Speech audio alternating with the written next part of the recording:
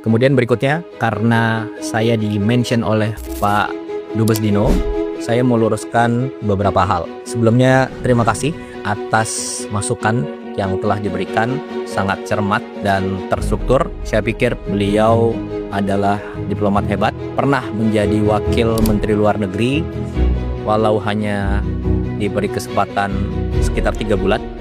Jadi yang pertama, masalah biaya bila keluar negeri. Ini sudah dijelaskan beberapa kali.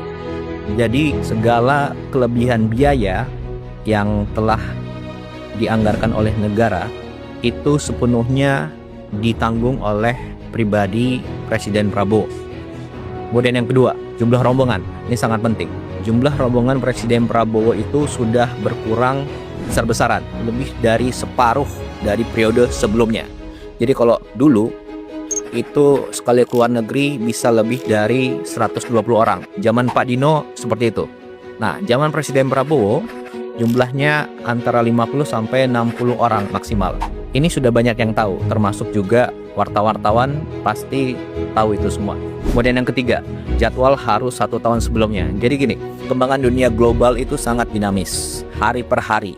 Nah, jadi ada jadwal tahunan dan ada jadwal yang mendesak sesuai kebutuhan dalam negeri dan luar negeri suatu negara, ya.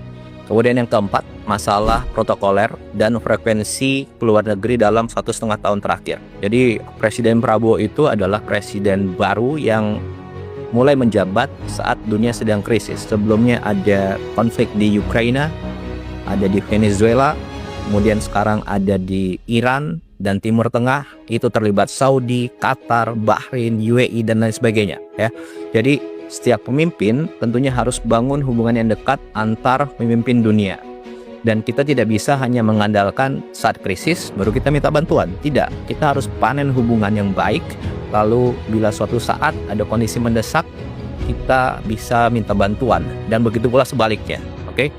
Untuk itu perlu kedekatan pribadi, kedekatan emosional antar pemimpin, baik secara langsung, diliput media, ataupun tertutup. Nah, itulah diplomasi. Jadi salah besar kalau dibilang hanya gagah-gagahan, seremonial. Jadi kita harus lihat apa yang sudah dicapai dalam 1,5 tahun terakhir ini. Yang pertama, Indonesia masuk BRICS. Manfaatnya apa? Ya sekarang ini, di tengah konflik krisis dunia, situasi negara terjamin. Stok BBM aman, harga BBM subsidi tidak naik, stok pangan aman. Kemudian yang kedua, tarif 0% di Uni Eropa. Ada 25 negara di